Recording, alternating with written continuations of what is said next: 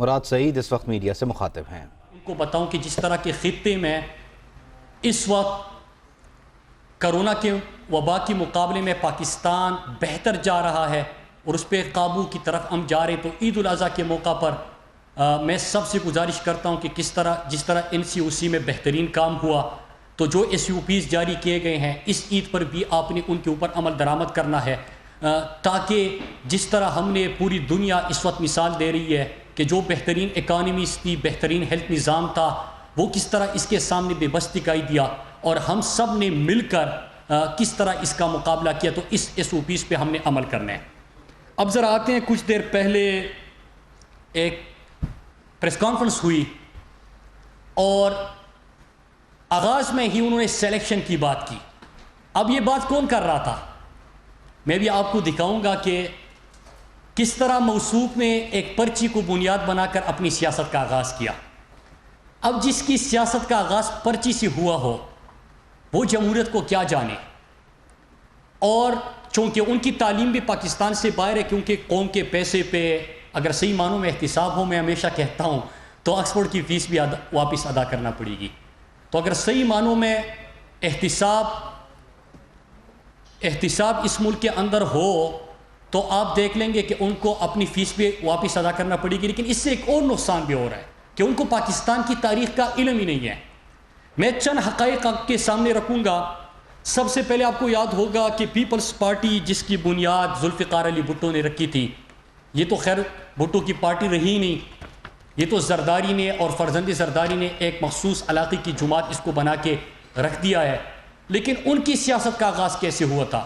آپ کو یاد ہوگا سکندر مرزا کو لکھ کے گئے خط کا اور کس طرح وہ تعریفیں ہوئی تھی۔ ان کو تاریخ کا علم نہیں ہے۔ میں وہ خط پڑھ کے سنانے کی بجائے میڈیا کے اوپر چھوڑ دیتا ہوں کہ جب ان کی پریس کانفرنس دکھائی جائے تو اس وقت گزارش ہی کر سکتا ہوں کہ اگر اس خط کا بھی قوم کو پتہ چلے کہ کس انداز سے تعریفیں ہو رہی ہے، کون کس کو ڈیڈی کہتا تھا۔ اور میں کہوں گا کہ یہ آپ کی اسکرین کے سامنے اگر آپ کیمرے ادھر کر دیں تو ایوب خان اور بھٹو کی، آپ اگر پلیز ادھر بیٹھ جائیے، تو ایوب خان اور بھٹو کی، اور جب بھٹو حلف لے رہا تھا ایوب خان سے، تو سلیکشن کا اگر وہ منظر بھی آپ دکھا دیں۔ پھر اس کے بعد دوسری جماعت بنی، اور وہ کس طرح بنی؟ وہ کسی کو ایکٹر بنانا تھا، رنگیلا کے پاس بھیجا تھا، انہوں نے کہا کہ یہ ایکٹنگ نہیں کر سکتا۔ پھر سوچا کرکٹر بن جائے گا، جم خانہ بھیج دیا، لیکن وہ اپنے ساتھ امپائر لے کے جاتا تھا تو کھیل لیتا، امپائر اپنا نہ ہوتا تو پھر نہیں کھیل پاتا، لہٰذا ایکٹنگ میں بھی ناکام، اس کے ساتھ ساتھ کرکٹر بننے میں بھی ناکام۔ اور پھر اس کے بعد جنرل ضیاء الحق، جنرل جیلانی، آپ کو پوری کہانی پتہ ہے کہ کس طرح ان کی کوکھ سے اس کی سیاست نے جنم لیا۔ اگر آپ اسکرین پہ دکھائیں نواز شریف اور جنرل ضیاء الحق کی، یہ جس طرح ادب سے نواز شریف کھڑے ہیں، لیکن صرف یہ نہیں ہوا، یہ تو ماضی کی بات ہے۔ IJI بنتی ہے، کس طرح ان کو مین اسٹریم پولیٹکس میں لے کے آتے ہیں، اور پھر اس کے بعد میں 1 مہینے پہلے کا ایک کلپ آپ کو دکھاؤں گا کہ آج بھی ان کے چھوٹے میاں کو اس کی پڑی ہے، سلیکٹر ڈھونڈ رہا ہے، شارٹ کٹ ڈھونڈ رہا ہے، چور دروازہ ڈھونڈ رہا ہے۔ ذرا وہ منظر بھی دکھائیے کہ کیا کہا شہباز شریف نے اور شہباز شریف کے حوالے سے کیا بات ہوئی۔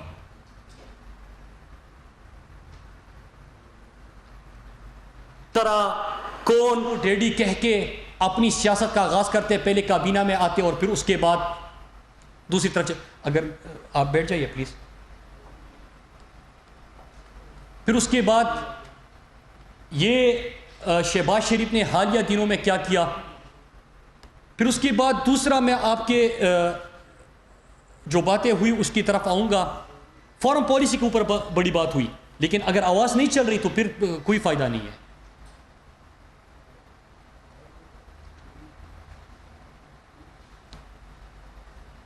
آواز اس بند کر دیں۔ فارن پالیسی کے اوپر بات ہوئی۔ میں یہ مناظر آج آپ کو دکھا رہا تھا کہ کس طرح جب یہ حکومت میں تھے تو خواجہ آصف جب امریکہ جاتا ہے تو کیا کہتا ہے؟ وہاں پہ عمران خان کے بارے میں کہتا ہے کہ یہ بڑا دینی ہے، اسلام کی طرف ان کا رجحان ہے، دین پسند ہے، سچا مسلمان ہے، ہم بڑے لبرل ہیں، ہمیں موقع دے رہے ہیں، ہم آپ کی اچھی خدمت کریں گے۔ اس کے ساتھ جو گیلانی کی حکومت جا کے اور امریکن ایمبیسیڈر سے مل کے کہتے ہیں کہ آپ ڈرون حملے کرتے جائے، ہم پارلیمنٹ میں شور مچائیں گے، اس کے اوپر خاموش ہو جائیں گے۔ یہ تھی ان کی فورن پالیسی۔ میں چونکہ یہاں پہ ان کا سسٹم کام ہی نہیں کر رہا، میں آپ کو 22 سالہ سٹرگل کی بھی کلپ دکھا رہا تھا کہ کس طرح عمران خان نے 1996 میں پاکستان تحریک انصاف کی بنیاد رکھی۔ 2002 کے الیکشن میں 1 سیٹ ملی، لوگوں نے کہا کہ سیاست میں کامیاب نہیں ہو سکتا، ان کو وزارت عظمیٰ کی آفر ہوئی، وہ ٹکرا دی۔ جب کرکٹ کھیل رہے تھے وزیر بننے کی آفر ہوئی، وہ ٹکرا دی، اور 22 سالہ جدوجہد کے بعد 2013 میں خیبر پختونخوا میں حکومت بنی۔ بہترین کارکردگی کی بنیاد پہ 2/3 میجارٹی وہاں پہ حاصل کی، اور 2018 میں اللہ کے فضل سے، قوم کی دعاؤں سے اور عوامی مقبولیت کی بنا پہ ملک کے وزیر اعظم بنے۔ اب پریس کانفرنس میں کچھ اور باتیں یہاں پہ کی گئی، میں ایک ایک کر کے اس کا جواب دیتا ہوں۔ انہوں نے کہا کشمیر کا سفیر بننا تھا۔ میں پہلے سوال کروں گا، پھر کشمیر کے مقدمے کے اوپر بات کروں گا۔ راجیو گاندھی جب پاکستان آ رہا تھا تو اس وقت کشمیر کا بورڈ اسلام آباد سے کس نے ہٹایا تھا؟ 80s میں کس کی حکومت تھی؟ بے نظیر کی۔ جب راجیو گاندھی اسلام آباد آتے ہیں تو اس میں کشمیر کا بورڈ بھی وہ ہٹا دیتے ہیں۔ کیا خوف تھا، کیا ڈر تھا؟ لیکن عمران خان جب وزیر اعظم بنتے ہیں تو کشمیر کا سفیر بن کے وہ UN میں جاتے اور عالم اسلام کا ترجمان بن کے نکلتے ہیں۔ آپ نے وہ تاریخ بھی دیکھی کہ 54 سال کشمیر UN سیکیورٹی کونسل کے ایجنڈے پہ نہیں آ سکا عمران خان کی وجہ سے۔ 1 سال کے اندر 2 دفعہ کشمیر کے ایشو کے اوپر بحث ہوتی ہے۔ کشمیر انٹرنیشنلائز ایشو جو انڈیا کہتا تھا کہ ہمارا اندرونی مسئلہ ہے، وہ انٹرنیشنلائز ہو جاتا ہے۔ پھر اس کے بعد کلبھوشن کے حوالے سے بات کی۔ میں سوال پوچھتا ہوں کہ ICJ میں کون نے وہ جوریڈکشن جو ہے وہ تسلیم کی؟ ویانا کنونشن کی کس نے بات کی؟ کون شرماتا تھا کلبھوشن کا نام لینے کے لیے؟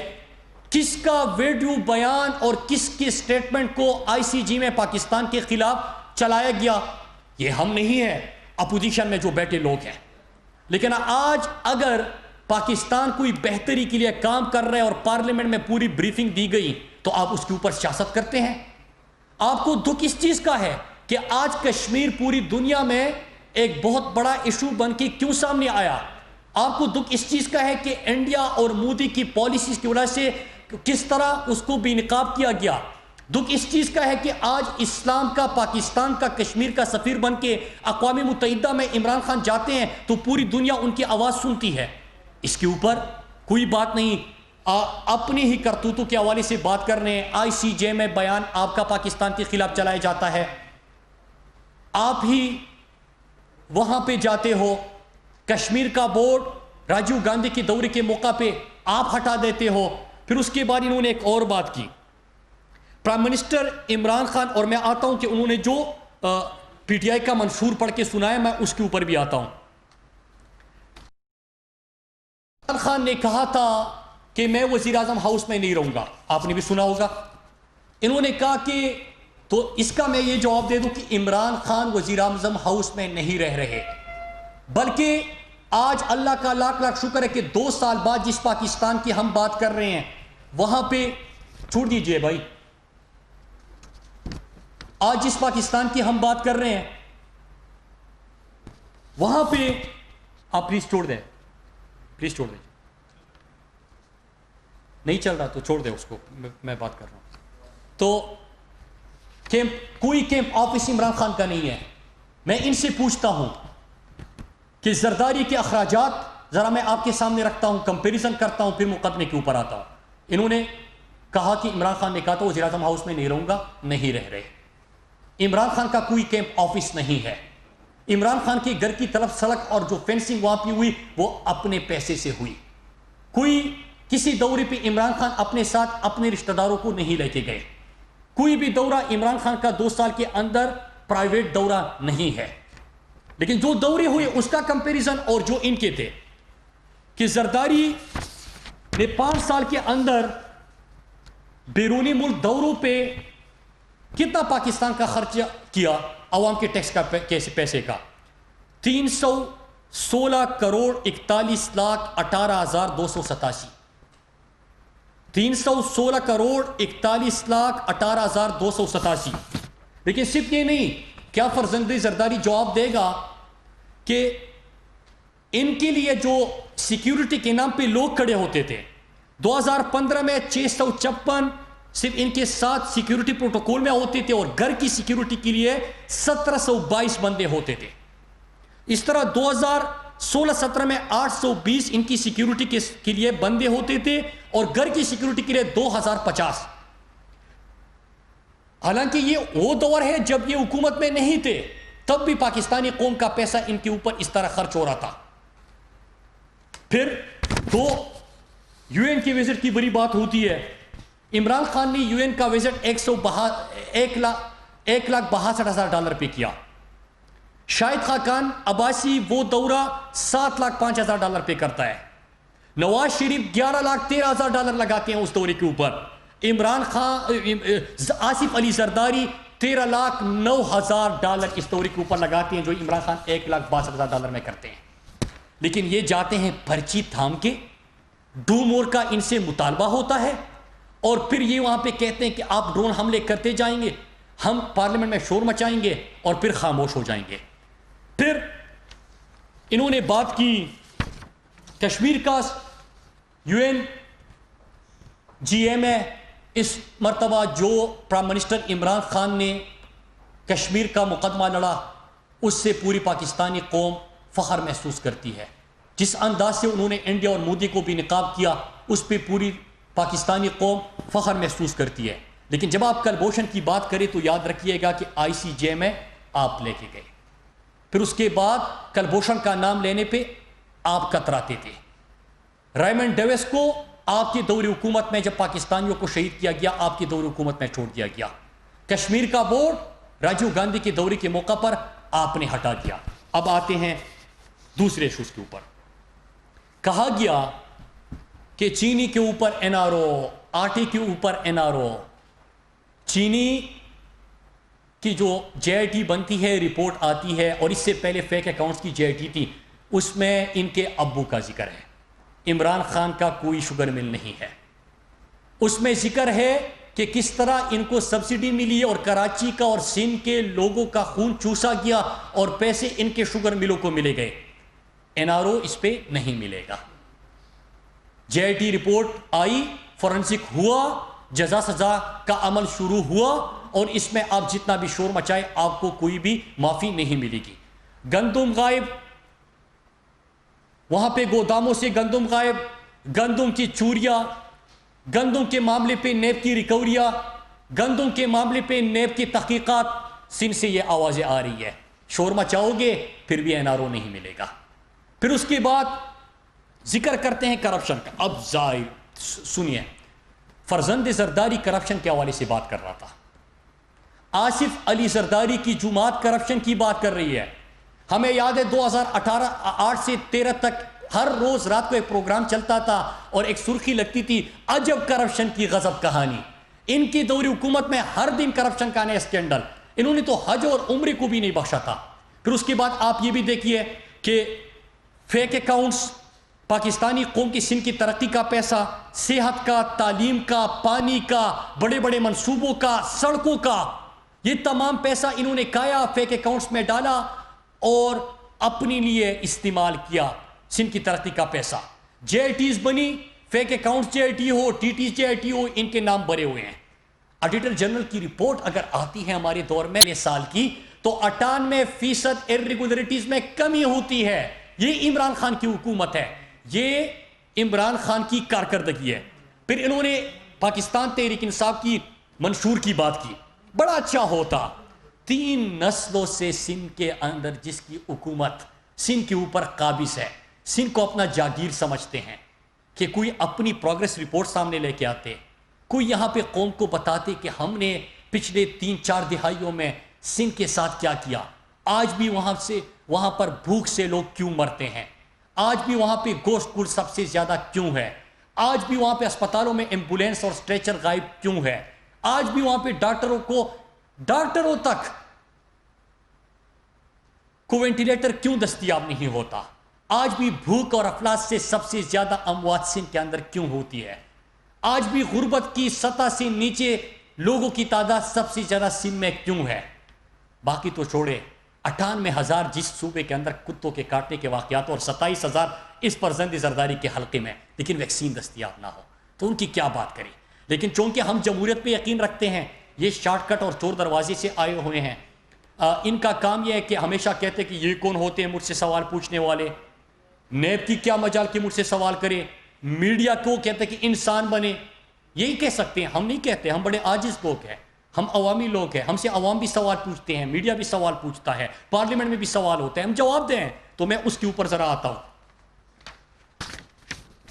پرائم منسٹر صاحب نے حکومت میں آج 2 سال حکومت کے پوری نہیں ہوئے، آج 2 سال عوامی جدوجہد کے جو 22 سالہ سٹرگل کے بعد عمران خان نے الیکشن جیتا تھا اس کے 2 سال ہیں۔ یہ موصول تو ملاکنڈ سے اور لیاری سے جس بری انداز سے ہارے تھے آپ کو اس کا بھی پتہ ہے۔ احساس، غریبوں کا احساس، عام طبقے کا احساس، پاکستان کی تاریخ کا سب سے بڑا پروگرام شروع کیا، نہ صرف یہ کہ عالمی وبا کے موقع پر مزید 244 ارب کا یہ پروگرام ہم نے بڑھایا، 192 ارب کا احساس پروگرام پہلے سے سال شروع ہوا تھا، اس سال 208 ارب احساس کے لیے رکھے گئے ہیں۔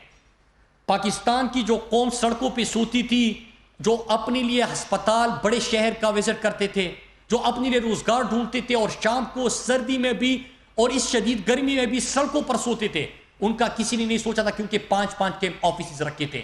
پرائم منسٹر عمران خان بنے، انہوں نے سڑکوں سے پاکستانی ان شہریوں کو اٹھایا، ریاست نے ان کو اپنا مہمان بنایا، آج الحمدللہ 200 تک آپ کے شیلٹر ہوم پہنچ چکے ہیں اور لاکھوں کی تعداد میں لوگوں کا سہارا بن چکے ہیں۔ پھر جو لوگ بھوکے پیٹ سوتے تھے، ان کو کیا پرواہ، ان کو کیا پتا، ان کو تو سندھ کے اندر لوگ بھوک سے مر رہے ہوتے، یہ کہتے ہیں کہ کوئی بھوک سے نہیں مرتا، حالانکہ 2000 سے زیادہ پچھلے 5 سالوں میں تر میں بھوک سے بچے مر چکے ہیں، ان کو احساس نہیں ہوتا۔ عمران خان نے ان کے لیے بھی پروگرام شروع کیا، غربت کے خاتمے کا پروگرام احساس، قبضہ مافیا سے زمینیں چڑوائی، جو ریاست کی زمین پر قابض تھے، عام لوگوں کی زمینوں پر قابض تھے، وہ آپ کو یاد ہے کہ کس بڑے سطح پہ ہم نے اربوں روپے کی زمین جو ہے وہ واگزار کرائی۔ سفارتی تنہائی تھی پاکستان کو، یاد ہوگا آپ کو کہ عمران خان کے پرائم منسٹر بننے سے پہلے کچھ دن پہلے کیا ہوتا تھا کہ ٹرمپ ہی دھمکیاں دے رہے ہیں، آج پاکستان کو افغانستان میں امن میں کردار ادا کرنے کے لیے ریکویسٹ ہوتی ہے۔ آپ کو یاد ہوگا کہ پوری دنیا میں سفارتی تنہائی کا شکار ہو گئے تھے، اللہ کا لاکھ لاکھ شکر ہے کہ سفارتی تنہائی سے عالم اسلام کی رہنمائی تک کا سفر طے کیا، کشمیر کا مقدمہ لڑا، عالم اسلام کا مقدمہ لڑا، پاکستان کو ٹیررزم سے ٹورزم کے اوپر جانے لگا۔ اس کے ساتھ ساتھ پھر ایران، سعودی عرب اس میں امن میں کیا کردار ادا کیا، افغانستان کے اندر پاکستان کا جو کردار ہے وہ دنیا کے سامنے، چائنا کے ساتھ پاکستان کا سی پیک کا ایک نیا دور شروع ہوا، سی پیک انفراسٹرکچر سے نکل کے اس میں ایگریکلچر، ٹیکنالوجی، باقی چیزیں بھی اس کے اندر آنے لگی، وہ بھی آپ کے سامنے ہیں۔ پھر اس کے بعد ریمیٹنسز میں اضافہ ہوا، اوورسیز پاکستانی کا عمران خان کے اوپر ٹرسٹ، فورن ڈائریکٹ انویسٹمنٹ میں اضافہ ہوا۔ 12 اگست 2018 کی رپورٹ کہتی ہے کہ دنیا میں 7 ممالک ایسے ہیں جو ڈیفالٹ ہونے جا رہے ہیں۔ 5 دن عمران خان کے حلف لینے سے پہلے کہ 7 ممالک ہیں جو دیوالیہ ہونے جا رہے ہیں، لیکن عمران خان نے اس دیوالیہ پن سے پاکستان کو نکالا، معیشت کو ICO سے نکالا، اس کو ایک ڈائریکشن دی۔ 5000 ارب ان کے لیے ہوئے قرضوں کے سود کے اوپر جو ادا کرے، 5000 ارب عمران خان نے واپس کر دیا، ان کے لیے ہوئے قرضوں کی بات کر رہا ہوں۔ پھر اس کے ساتھ ساتھ پاکستان میں 70 سال میں آپ دیکھیں کتنے ڈیم بنے تھے، 3 بڑے ڈیموں پہ 2 سال کے اندر کام کا آغاز ہوا۔ 3 بڑے ڈیموں پہ 2 سال کے اندر کام کا آغاز ہوا. اس سے آپ کو سستی بجلی بھی ملے گی, پاکستانی قوم کو روزگار بھی ملے گا, وہاں پہ آپ کے پانی کا مسئلہ بھی حل ہو جائے گا. پھر اس کے بعد سیاتی انصاف کارڈ, خیبر پختونخوا میں عمران خان اس پروگرام کا شروع کیا تھا, اور یہ میرے اور آپ کے دل کے بڑے قریب ہے کہ ہم جو غریب بندہ, تنخواہ دار بندہ بیمار ہو جائے گھر میں, اللہ نہ کرے بیماری آ جائے, تو سب سے بڑی تکلیف کس چیز کی ہوتی ہے کہ میں کسی کے سامنے ہاتھ پھیلاؤں گا, کیونکہ ایک آپریشن کرنا ہے, مہنگا علاج ہے, کس طرح ادا کروں گا. پختونخوا میں عمران خان نے اس کا آغاز کیا تھا 8 سے 4-5 سال پہلے. 60% آبادی کو ہیلتھ انشورنس دی گئی تھی. اس سال کے بجٹ میں 100% ضم شدہ اضلاع اور خیبر پختونخوا کی آبادی کو 10 لاکھ تک مفت اور ملے گا. کسی بڑے پرائیویٹ ہسپتال میں بھی آپ اس صحت انصاف کارڈ کے اوپر علاج کر سکتے ہیں. اس کے ساتھ ساتھ پنجاب, اسلام آباد اور باقی پاکستان میں 1 کروڑ خاندان, مطلب اگر 7 افراد پہ مشتمل ایک خاندان ہے تو 7 کروڑ کی آبادی یہ ہو جائے گی جس کو مفت اور بہترین علاج کی سہولت صحت انصاف کارڈ کے تھرو حاصل ہوگی. یہ اس پروگرام کے اوپر نہ صرف آغاز ہوا بلکہ کامیابی سے چل رہا ہے. کامیاب جوان 100 ارب کا پروگرام پاکستان کی تاریخ میں پہلے سال ہم نے رکھا.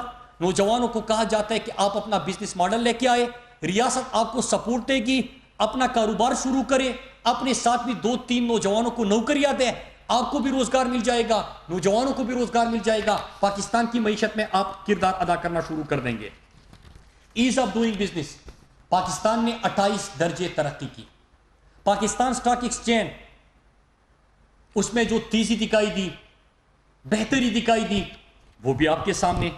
پھر اس کے ساتھ ساتھ 10 billion tree tsunami, clean and green Pakistan, دنیا آج اس کی تعریف کر رہی ہے. اور جو عالمی وبا کے دنوں میں جس طرح لوگوں کو اس سے روزگار بھی ملا, ایک تو آپ کی کلائمیٹ چینج کے لیے ہے, یہاں پہ ماحول کے لیے, لیکن اس کے ساتھ ساتھ جو لوگوں کو اس سے روزگار ملا وہ بھی ایک کامیاب پروگرام کے طور پہ سامنے آیا. ان کے دور میں جرمانہ ہوا تھا $1.2 بلین, کارکے کا, آپ کو یاد ہوگا. عمران خان اور اردگان سے بات کرنے کے بعد پاکستان کو وہ جرمانہ بھی معاف کیا گیا عمران خان کی کوششوں کی وجہ سے, اور وہ $1.2 بلین بھی پاکستان کو ادا نہیں کرنا پڑے گا. پھر اس کے ساتھ ساتھ انہوں نے بات کی 50 لاکھ گھر کی, ساؤتھ پنجاب صوبے کے قیام کی. تو 50 لاکھ گھروں کے اوپر ابھی پوری پاکستان کا جتنا بھی ریل اسٹیٹ سیکٹر ہے, بزنس کمیونٹی ہے, بلکہ پاکستان کا عام طبقہ اور تنخواہ دار طبقہ, وہ اپنے گھر کا سوچ نہیں سکتا تھا. جو اس وقت حکومت نے انسینٹیوز دیے, جو پیکج دیا, اس کے تھرو عام بندہ, تنخواہ دار بندہ اپنے گھر کا خواب پورا کر سکتا ہے. اس کے اوپر کام شروع ہوا. آج سے آپ نے 50 سال پہلے روٹی کپڑا مکان کا وعدہ کیا تھا, 50 سال بعد بھی وہی نعرہ ہے. کسی کو روٹی کپڑا مکان ملا؟ روٹی نہیں ملی. غربت سے, بھوک سے لوگ سندھ کے اندر مر رہے ہیں. تھر میں سب سے زیادہ اموات ہوتی ہے. میں بار بار اس لیے کہتا ہوں کہ شاید ان کو شرم آ جائے, شرم نہیں آتی. روٹی کپڑا مکان کا نعرہ وہی 50 سال گزرے, 50 سال میں انہوں نے جواب نہیں دیا قوم کو. یہ آ کے لیکچر دیتے ہیں. ہمارے 2 سال الیکشن کو ہو گئے, 50 لاکھ گھروں کے اوپر کام شروع ہو گیا, انسینٹیو دے دیا, پیکج دے دیا, تنخواہ دار بندہ اپنا گھر خرید سکے گا. 3 لاکھ روپے اس میں حکومت جو ہے وہ آپ کو ادا کرے گی. تو وہ پروگرام سامنے آ گیا. پھر اس کے بعد ساؤتھ پنجاب کا ہوا نعرہ, تو آپ لوگوں نے بھی بہت لگایا تھا. ساؤتھ پنجاب کی سیکٹریٹ کا کوئی نوٹیفیکیشن آپ نے دیکھا تھا؟ کوئی اس کے اوپر آغاز دیکھا تھا؟ کوئی وہاں پہ سیکٹریز کی تعیناتی دیکھی تھی؟ اللہ کا لاکھ لاکھ شکر ہے, یہ وعدہ تکمیل کی جانب ہے, اس کے اوپر بھی ہو گیا. تو پاکستان تحریک انصاف نے 2 سال کے اندر, آج الیکشن کو 2 سال ہوئے, اور اب ہم آپ کے سامنے پرفارمنس بھی لے کے آئیں گے. بڑی بڑی چیزیں میں پھر ریپیٹ کر لوں. فورن ریمیٹنسز آپ کی بڑھ گئی, ڈائریکٹ انویسٹمنٹ آپ کا بڑھ گیا, ایز آف ڈوئنگ بزنس میں 28 درجے ترقی کی, ٹیررزم سے آپ ٹورزم پہ پہچانے جانے لگے, ٹورزم کو آپ نے فروغ دے دی, آپ نے ان کا لیا ہوا قرضہ 5000 ارب واپس کر دیا, آپ نے 1.2 بلین کارکی کا جو تھا پاکستان کے لیے معاف کروایا, 3 بڑے ڈیموں پہ آغاز کر دیا, انفراسٹرکچر کے منصوبے پرانے مکمل کیے, نئے منصوبوں کا آغاز